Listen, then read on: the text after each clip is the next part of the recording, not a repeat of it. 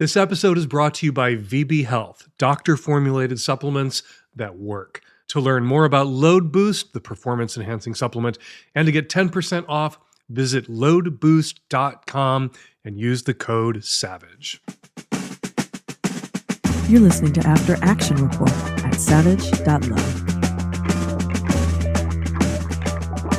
After Action Report. Welcome to After Action Report, where you tell me about something new that you tried recently in the sex space, as the kids say. This week, I spoke with Christine, who went with her husband to a very special party. I don't want to spoil it, so we're just going to jump right in.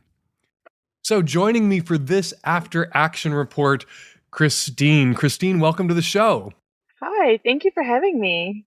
It's so wonderful to have you. So what is it that you just tried? What was the new and exciting experience you wanted to tell us all about? So what we tried was fire play. All right. First, who's we and who are you? Give us a little biographical detail about you. I'm a cisgender, recently discovered bi woman, living in New Zealand, married to a man for the last 14 years who I love. Aw. And we're in the beginnings of an E&M. Exploring ethical non-monogamy together?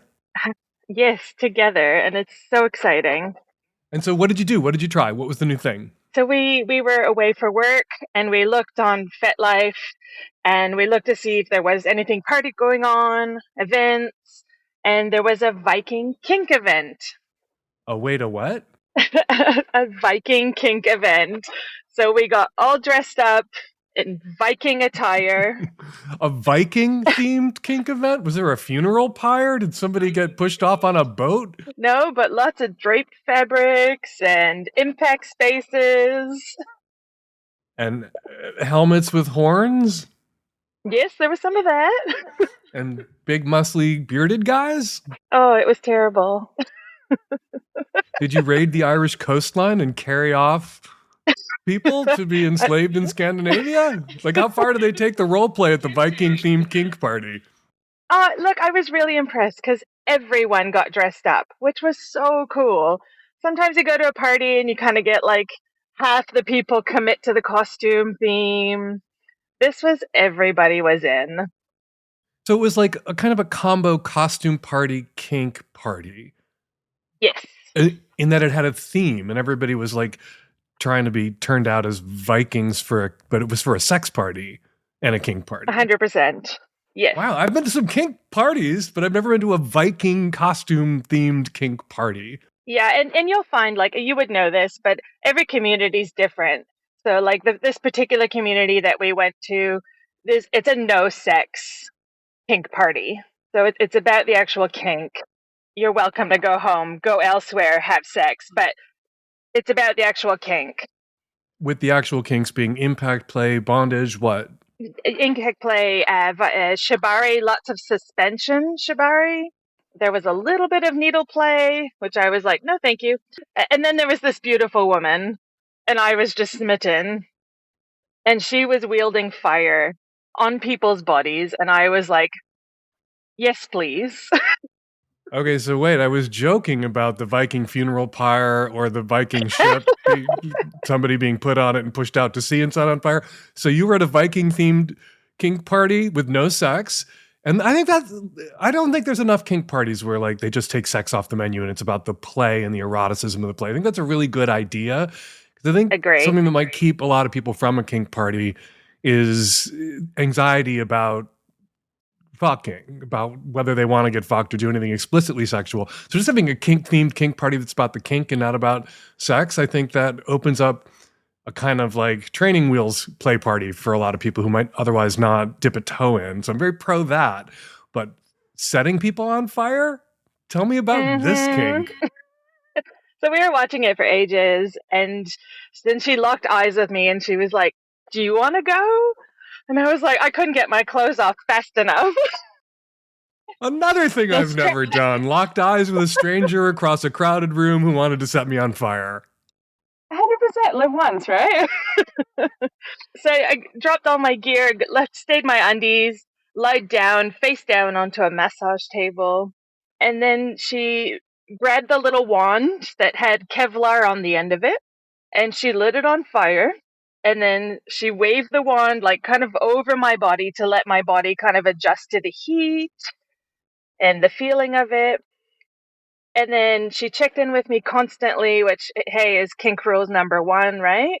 And then she put it on my body and she ran it across my back and then took her hand just behind it and wiped out the flame. So did she use an accelerant? Did she like trace alcohol on your body and then like run the burning thing over it and like set you on fire? The little wand is soaked in 80% isopropyl and 20% water. So it leaves a trace of fire on you as it moves Correct. across your body. Exactly. Just wipe it up with her hand. So briefly your skin would be on fire and then her hand would come along and put you out. Zero pain. And the best description was like the warmest massage I've ever had. And like, did it function for you on an erotic level or was it just a sensory experience? It was more sensory. It wasn't like you were getting wet or close to orgasm, but like you were in a kind of a heightened space, a heightened sensory awareness, as I assume everybody would like be slightly, their senses would be heightened and hyper aware if somebody was setting them on fire, but it wasn't necessarily erotic. No, and there's definitely a smidgen of vulnerability because you're leaving a stranger put fire on your body. But you weren't tied up. No. So you were free to run screaming if it didn't work. Absolutely. And what she did with us is obviously a beginner, but she's talked to us a little bit about it and told us you can get into all sorts of like bondage and shibari and combine it with fire play. And so there's advanced levels that obviously some people can get into. Okay, so what did your partner think watching this hot woman at the kink party set you on fire? Oh, he loved it, and he didn't get to have it go at first, but later on, and he did get to have it a try. And he's not a particularly hairy dude, but she did look at me and she goes, "How attached are you to these nipple hairs?" And I was like, "Burn them off." I mean, wasn't he the one that she should ask since he was literally attached to those nipple hairs, or they were attached to him? Wasn't his consent important there? Probably. It was there. It was there. Okay, so that's fascinating and that's exciting and it sounds like an amazing experience. But let's zoom out for a second. You say that you and your husband have been married for 14 years. You've recently discovered your bi, and it feels like you're kind of acting on the advice, whether I inspired you or not, that I give couples in long-term relationships who want to like get that feeling of excitement back that's sort of built in and effortless at the beginning of a relationship when you're the adventure each other is on, which is to go on an adventure together. And that's what you two are out there doing. 100%. We've always been an amazing team, and it's been even better getting into this kink world because communication is just out of this world now. I'm so pleased for you. So pleased for you both. Thank you.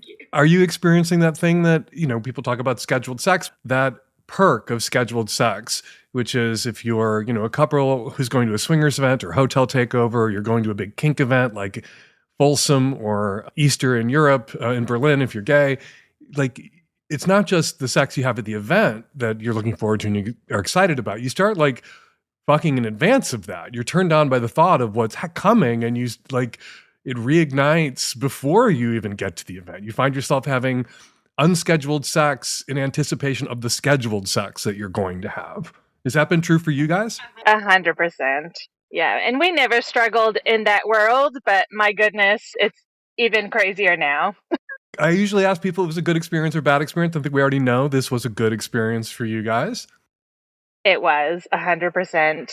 A bad experience for your husband's nipple hairs. I don't think they survived the party. They're growing back. They're fine.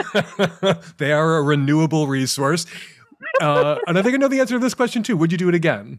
100%. But having said that, it is also a higher risk activity. And so, like, please nobody go out and get a piece of Kevlar and light it on fire. Please do it with someone who's trained and has been doing it for years. Yes, absolutely. This is, I talk about junior varsity and varsity kinks. This is like Olympic level, not just varsity. You don't want to do this on your own with somebody who's just giving it a go. No. You do need, No. for some kinks, you need a mentor who's giving you hands-on training and experience. And yeah, like people, complete novices can experiment with fuzzy pink handcuffs. Complete novices can't experiment with setting other people on fire at the Viking themed kink Correct. party. So is there anything you would do differently about that night? Or was it just a perfect night? I don't think so. I think it was just amazing. It was mesmerizing to watch the fire. It was amazing to experience the fire. And we had a great night and we had so much fun and went back to the hotel and had amazing sex. So what more could you ask for? You know, I've never tried it, but like maybe I'd be a bad candidate because I have more than a few nipple hairs and might set the whole place on fire if somebody did that to me right now. Have you ever been to a party that you wanted to leave but your husband didn't? Or vice versa? No, because we're ride or die together. If one of us is uncomfortable, we're out. That is also great advice for couples curious about going to kink parties. And if your partner wants to leave and you really want to stay, leave. Leave with your partner. And your partner is much likelier to feel comfortable going back to an event with you later if they know that you're not going to be angry or retaliate or ditch them if they want to leave or they need to leave. Like you come together, you leave together. He's my most important relationship because he's the one I married and he's the one that's going to be there for me through everything and anything. So that's the most important bit. Every fire, he will be there. Whenever somebody sets you on fire, he's right there. I sure will. Christine, thank you so much for coming on After Action Report. What an amazing experience. Thank you for having me. Thank you, Christine, you brave, open-minded kinkster, you. If you, yes, you listening, tried something new and you want to tell the world about it, write up your story and send it to q@savage.love, and you might be my next guest on After Action Report. And look for a new After Action Report in your feeds on Friday. After Action Report. After Action Report is sponsored by Load Boost by VB Health, a scientifically backed supplement designed to improve sperm health, prostate function, and overall experience. Head to loadboost.com and use my exclusive code SAVAGE to get 10% off, or click the link in the episode description. Elevate your performance with Load Boost. That's loadboost.com and use my exclusive code SAVAGE.